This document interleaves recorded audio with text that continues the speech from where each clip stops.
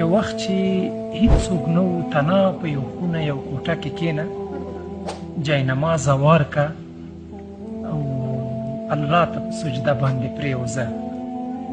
هر هغه خبره چې تا الله ته نه ده کړې ورته ویې که.